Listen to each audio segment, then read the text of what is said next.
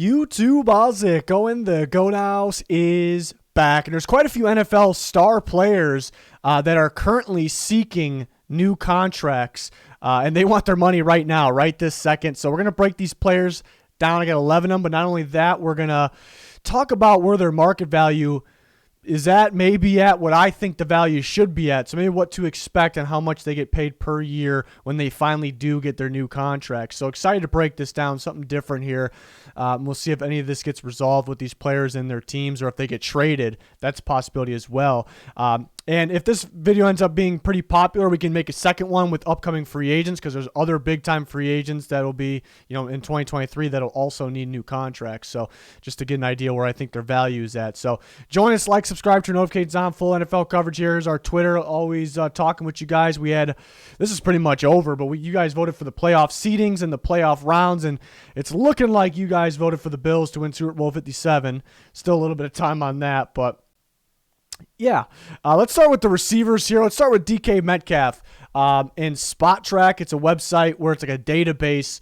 Every NFL player's current contracts on there. It's pretty useful. And they have market values as well, which are usually somewhat accurate. Well, what they do is they take players they collect the players. So for DK Metcalf, they'll take the players that are probably most similar, in terms of age, statistics, talent level, things like that. They kind of put it all together and then see those guys' contract values, and that kind of determines DK Metcalf. So they determined that DK Metcalf is worth a value of $23.3 million per year.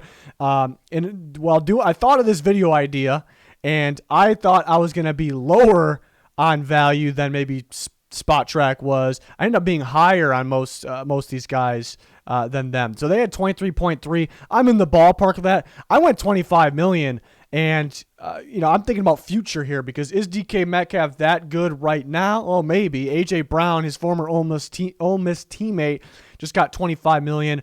They're two totally different type of receivers. I'm more of an AJ Brown guy, slightly. They're both great. Maybe if I had to pick, just because he's involved in more ways. But I think their value should be pretty much the same thing here. I don't see why not. And the longer it goes, the more, especially the receiver market, goes up, because it has been going up. So the longer we wait, the more it goes up. And then you factor in that DK Metcalf's 24 years old, and all these guys getting this big-time money are, at least 26, but there's guys up there as well, upper 20s. So you got to factor that in. When he's going to be off that next contract, he's also going to be worth a lot. And $25 million per year for DK Metcalf, I think could look, say on a 4-year deal, it's going to look pretty good by year 3 and 4. So I'm kind of factoring future because he has it, because he's very young there. So $25 million per year, kind of valuing around that AJ Brown range, makes some sense. The Bills look pretty good here with the whole receiver madness, because they gave Stephon Diggs a new deal kind of early before all that. And they gave him $24 million. He might be worth more if he was trying to get it today. So you see how rapidly the receiver market's increasing. So DK, I put around 25. What I'm expecting. That's why it's tricky, though, some of these, because would he accept the $23.3 million evaluation? I don't think so, but he could get anywhere from that 23 to 26 range, you would probably think, maybe pushing it with 27, but he does have that upside. DEEBO Samuel's an extremely tricky one, the 49ers receiver, because is his value changing with all this? Because he doesn't really want to have that exact role that he's had in the past. And there's people talking about like he's more of a running back, so the value drops. I don't really think so. I don't really think so, because he's more valuable to the team as a receiver and a running back. Now he doesn't want to play out of the backfield. I'm sure he'll take carries, end arounds, and screen passes. You're putting your body to use almost like a running back. But I think he has. I think the opposite. I think he has less value when you take that role away, because the role goes from this to it's still pretty big, because it's DEEBO Samuel and the 49ers' most important piece. But you get my point. It kind of shrinks a little bit. So I actually think his value has gone down since he doesn't want to play that role. He is very important to the 49ers, though, and he's a very good receiver, which people think, you wish he'd be a little more productive downfield as a receiver, in the end zone as a receiver, if we had to nitpick here. But yeah, surprisingly, again, I thought because of that thinking, where that is not too common because people think because he was more of a running back, even though I disagree with that statement anyways, that his value was less because that running backs are less. But to me, he's going from a receiver and a running back to a receiver. So I think his value is kind of less now. So surprising that I'm actually higher in value than Spot Rack there. They had 24.4. It almost felt like with their receiver values, not for the, I guess it does it factor in that it's increasing by the day, which not by the day, but that's what it feels like. But it's in the ballpark there. 24.4 million and my value 25. Now I have the same value on DK Metcalf and DEEBO Samuel, and you may say, well, DEEBO was a lot better last year, a lot better player, and I agree. DEEBO all around is a much better player, but he's had injuries, some injuries in the past here and there. He's been getting beat up a little bit. That's a small part of it. But again, taking away that role that made him the better all-around player. And then DK Metcalf slightly younger there, so factor that in as well. So I kind of have them around the same. Again, DEEBO Samuel maybe more like an A.J. Brown player this year, which they were comparable before because they're so electrifying after the catch. And you kind of can ham the ball. A.J. Brown more so on the end arounds. But take DEEBO Samuel away from the backfield. Yeah, it's somewhat similar to A.J. Brown and where he's at. So I thought around that $25 million per year range made sense. Very curious to see what he gets. If he gets traded, the trade, it felt like, yes, it was going to happen. Then it felt like, yeah, probably not now, but we'll see. You never know. But curious to see how much money he gets, where the value's at. Will another team give him that amount of money because he's changing his role? So that team has to bring him in. We know that team saying we know what role he's really good in. We watched it with the 49ers, but we got to take him away from that team and then change his role a little bit at the same time. Do we want to dish out all that money? Now, it felt like the Jets were willing to do that. They were ready to trade for the 49ers star there during the draft and before and during the draft. So interesting. Next one, Terry McLaurin of the Commanders. His spot track value is at $21 million, so not too far under these other guys. And I put it at 22. It's a tricky one as well because there's he's a consistent 1,000-yard receiver, speedy, the route running ability, great hands, obviously, but there are a ton in today's era of those guys that can be or are 1,000-yard receivers. And Terry McLaurin is a special player, but you wish he was a little more productive in the red zone, in terms of touchdowns. So that's kind of the problem teams have been having. Like, we like this player a lot, but do we dish out the $21 million or so per year? And we can just draft a guy that just did, Jahan Dotson, that, maybe be able to kind of fill that role. So it is a little tricky with Terry McLaurin there. But, he's same age as DEEBO Samuel, 26. But, yeah, I went $22 million. It's tough because I talk about, like, is it worth it because we can get another receiver there, But at the same time, you look at some of these other – and I don't base everything off of what other guys are getting. But there's been so many receivers paid recently that you kind of got to look at that market. And I think McLaurin kind of fits in there in that $22 million range. If he was a little more effective in the red zone, touchdowns in that category, then it would be a lot. He'd be in the category with the other guys as well. And you could argue he had a better year than a guy like DK Metcalf last year. DK, again, 2 years younger, so that definitely plays a part. But we'll see what happens with this one. I know these talks between the Commanders and McLaurin have been going on for some time now, and it's went from there's like no way the Commanders trade McLaurin to it's like, all right, what's happening right now? So that's kind of getting over that way for a lot of people. Let's talk about one more big-time receiver, Diontae Johnson. Now, I kind of want to limit this video to guys that are right now we know for a fact are demanding new deals. I don't know if we really know that for a fact for Diontae Johnson. There's been some talk about it, how he's going to handle it. Is he looking for more money that people were assuming? But then again, we talked about the three other star receivers that'll be free agents next year, so I threw the fourth one in here. Just made sense. So Diontae Johnson was a very tricky one as well. Of the Steelers, he was very productive for them, very talented. Spotrac had him valued higher than Terry McLaurin, but he's at $22 million, one more million than Terry McLaurin. But I actually had less. I put the value around the 20, was thinking around that 19 range, and that's kind of bringing up again. There's Johnson, very, very talented, just like a lot of these other guys. Very good, very proven, very solid, very has great production.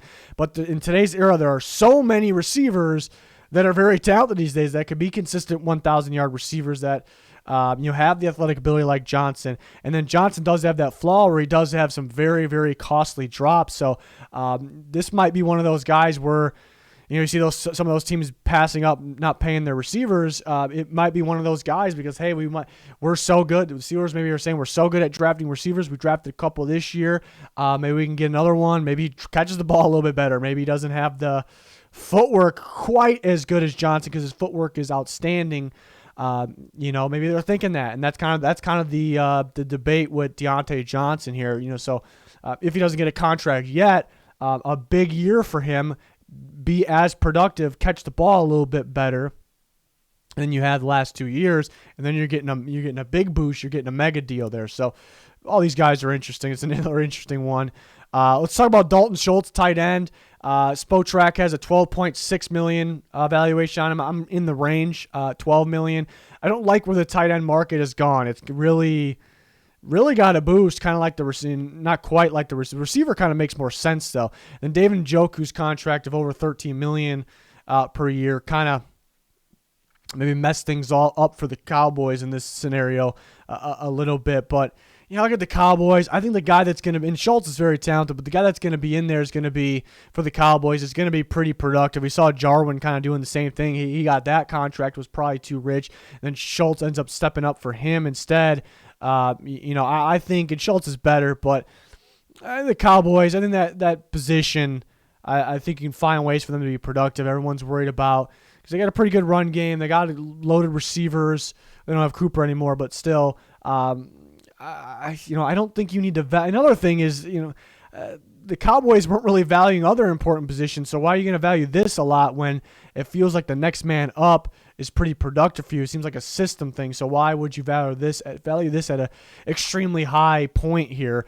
12.6, I wouldn't really have a problem with. I'm just not a guy that's going to pay a tight end an insane amount of money. So I put it around 12.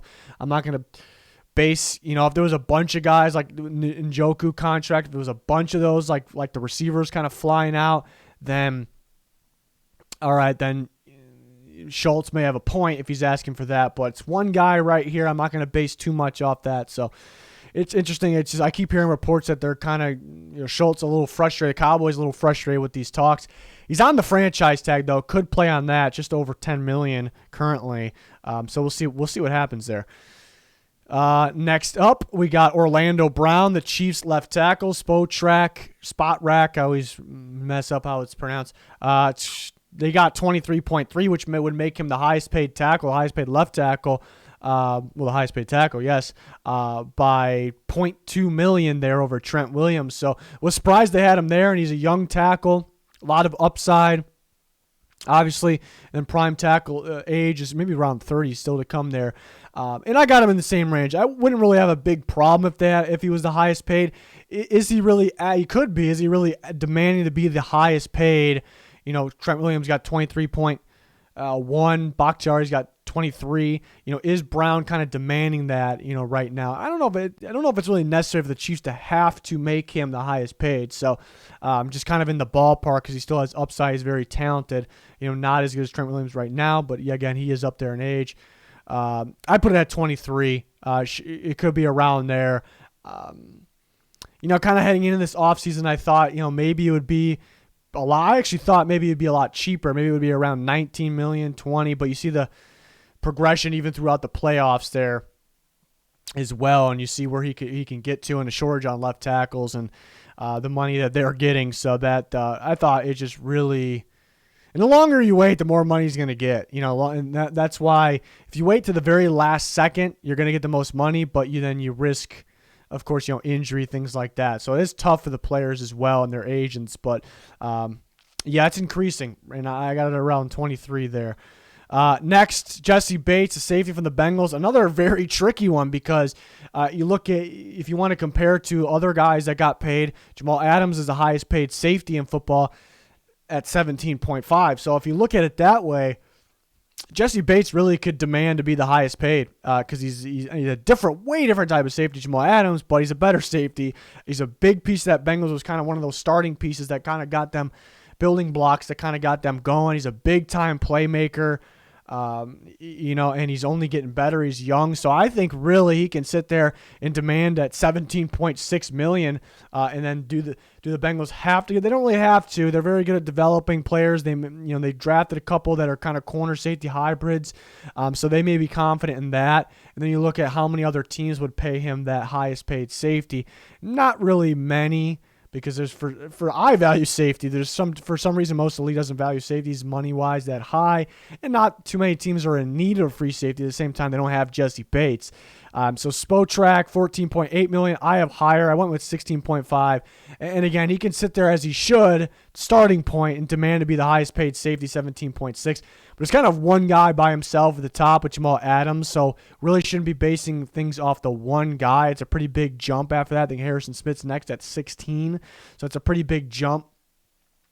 And then it felt like the safety market, the next guy's up to get paid. You kept thinking, they're going to get paid around Jamal Adams' money because he got that, and they just haven't been. So I think teams are kind of just not. Teams are going, don't look at the Jamal Adams contract because we don't care. That's kind of what it is right now. So I don't think he gets the highest paid. I wouldn't mind it. So I put it around to 16.5. I think the market should start to go back up here, especially with talented players like this. That arguably could be the best free safety in football, and he's still very young. So I got it at 16.5 for Jessie Bates. They were trying to work on an extension last year. Then they tried to this year before the tag, got the tag. Now they're trying to do it again, and it's not really working out. So you're starting to think, is it even going to happen with the Bengals? You start to think that. So, and they drafted a couple guys. I mean, both which could be playing corner or safety. So it's interesting. It's definitely interesting. Another one, MINKAH Fitzpatrick. Spotrac actually has a higher evaluation on Fitzpatrick than Bates, and a lot of you out there, the people might be split on this one, a 50-50 on who is worth more money, who's better. I value Jessie Bates a little bit more. What he's done and what he can become, especially.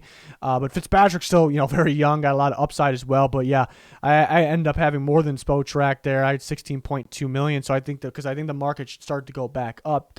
Should these guys get more money than Harrison Smith, which is a lot different because Harrison Smith's is he in his prime still? That's a question. Fitzpatrick and Bates kind of getting there. So I think they should be worth more, and I think the market should be kind of going up since then as well. But you look at Justin Simmons, who just a year ago got in the 15 range. Are they looking to, because Justin Simmons, you can argue similar type of safety is better, so should they be getting around that range? Again, I think the market should be going up. The market almost crashed in a way with COVID in that last offseason, not this offseason, the last offseason. So we're kind of getting back to normal here. So the market should be going up there. So that's why I kind of put it north of 16 million there of Fitzpatrick and the Steelers. And then another safety, which sounded like he reported today, Jordan Poyer, that is, to camp, even though he wants a new deal. And Spotrac very low on him, the 10.7 million. That's very low in my opinion. I was going to this video, I was expecting to be lower than them, but I was surprised by some of these numbers. And Poyer is, into his 30s, 31, going to be 32 if I'm not mistaken. But he's playing his best football right now. Big reason why the Bills are the number one defense during the regular season last year is because they were thin at corner too. They had no Tre'Davious White, and they were just thin there. It's because they had the best safety, elite safety, do the best in football last year. So, big piece of that team. You look at a guy like Quandre Diggs, who's maybe a little bit different style safety. He is a different style safety, but somewhat in the same age range, somewhat similar in terms of their talent level, even though it's different styles of safeties. He got $13 million, and he's coming off a bad injury. And what Poyer did last year and where he's at in his career, I'm thinking around that $13.5 million range. So a little bit pretty different there between Spotrac and myself there, and we're. And I guess it's. Marcus Williams was kind of viewed as the top safety free agent. He got $14 million. So I guess if you want to compare to that, but again, I think the market it's probably increased today than it did around free agency. So factor that in as well. So quite a few safeties. I see the receivers that we know about, but you start talking about these safeties. interesting that these guys are these big time safeties. How many of them are big time and they're looking for their money right now? And kind of the moment we're all been waiting for here, the quarterback. Start with Lamar Jackson. Interesting debate with Lamar Jackson. I think a lot of the people are split out there on.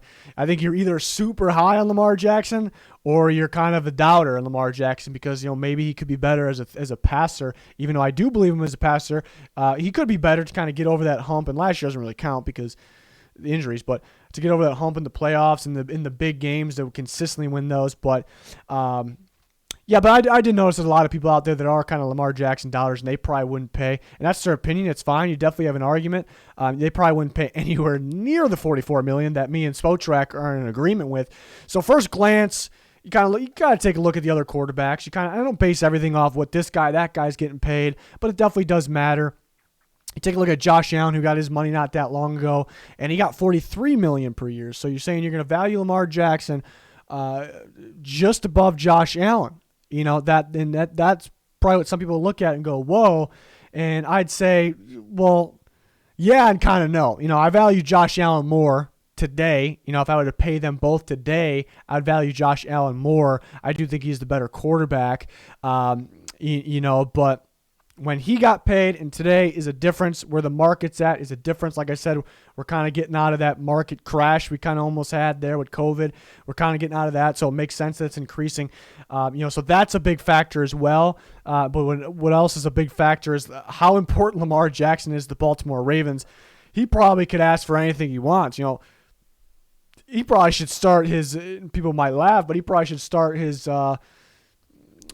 He already did start it, but the negotiations at maybe the highest paid Aaron Rodgers range around the $50 million because not that he should or will get that, but he's that important to the Baltimore Ravens because they got a unique system over there. It's the Lamar system. They've added players that fit the Lamar system. And that's to make him better. That's what every team does, right? But they've put so much stock in these players, the power, the man blocking offensive linemen, the runners that fit that gap scheme as well, that are very good, powerful north and south. That's how they kind of built their team. That's what their playbook is at. Everything, there's so much stock into that, which is the Lamar Jackson offense. And you see how valuable it is, how you see how much of a problem he is for teams to game plan against and deal with on game day. He is just so important to that team, that system, that again, he can pretty much ask for whatever he wants. And that really, for everything I said, that increases his value. You may say, he's got to be better as a passer, and he does. He's got to be more consistent because he does have really good moments. And that people may say, well, maybe he should be around the Dak range at $40 million. Because Dak might be some may say Dak might be a better passer than him. Lamar's a better runner. Dak's also athletic, so maybe he should be around that range. But again, and I see the argument, but it's just, and I think he's still getting better as a passer. I still think he has upside here. And then some people worried about Will's health. Will he be able to avoid getting injured, kind of going forward with the hits he's taken? So these are all interesting debates when it comes to Lamar Jackson. But I just view him as a elite football player. That could get better, which is a scary thing, and that is just insanely valuable to the Baltimore Ravens. And if they, the Ravens would probably figure it out because it's just that type of organization. But if they didn't have Lamar Jackson anymore, you got to find a replacement. Because you got guys that fit that system, and there's not a lot of teams that run as much, that gap, power scheme as they do. So. They got the right players for it. So how much change do they want? They don't want it. They want to pay Lamar Jackson, but question is how much will he get? How much will they be willing to pay? And why hasn't it happened yet? And the interesting thing last year we thought, why hasn't Baker got his money yet? Or is he going to get his money? And then that ended up, and not to compare Lamar Jackson to Baker Mayfield, but the other way around. But that didn't happen. Ended up being a good thing because the Browns saved a lot of money. Saved that gamble that would have backfired. Now they got Deshaun Watson, which we don't really know if it's a good or bad thing at this point with that whole situation. But you like to think it'd be a good thing, talent-wise, obviously. So interesting. So maybe the Ravens don't pay him. What happens this year? Maybe he gets injured again. So hate to say that, but what if they're thinking that way? So, and then another one here, Kyler Murray. We know he wants, and he showed up. That's great, respectable for sure. because it didn't really feel like he was going to show up. Maybe a month ago, we didn't think that was going to happen. And so he's looking for, obviously, a new contract. Got some time to work that out, but it sounds like they're confident they're going to get a deal done before the season starts. I think Murray wants that. Extremely tricky one because Kyler Murray is very, very talented. Has he proven to win the big games yet? That's kind of the question. And he's got this great production, an early season MVP candidate, and that's the style of play of their offense, their Kingsbury system, and then his athletic ability as well. It's going to get him production, but can he take care of the ball, and can he make the big impact plays and take over at the end of the season in the big games? So I would like for him to prove something. I wouldn't pay him quite yet, and obviously he's proven to be valuable. Very talented, but has he proven to be the $40 million or even to dish that out for future? Because he does have upside. That's the thing. He does still have upside. That's where because I was almost south of $40 million, but kind of factoring his upside still. I put it right at $40 million, which Spotrac had $43 million, just one under Lamar Jackson there. But I wish he kind of had a playoff win right now, or was even winning the big impact games down the stretch of the season for me to feel more confident. It's more of a confidence thing for me with Kyler Murray. Is he all of a sudden going to be bad? Absolutely not. Absolutely not. But is he going to be worth that $40 million? Is he going to surpass that? Is he going to be around that 35, stick around that $35 million range, where we may evaluate him just based off now like a 1-year deal? Well, Kirk Cousins got 34. Kirk Cousins a little more consistent. Murray, there's a lot more to his game, though, and he's a lot younger. So today on a 1-year deal, probably put Murray at like 36, 37 million. But factor in the upside, multi-year deal. Don't come across good athletic, talented quarterbacks these days anymore. So I bump it up to 40, but 43 is just a little bit too rich for me. Too much of a gamble here with the quarterbacks. So it's going to be interesting to see if he gets paid before the season.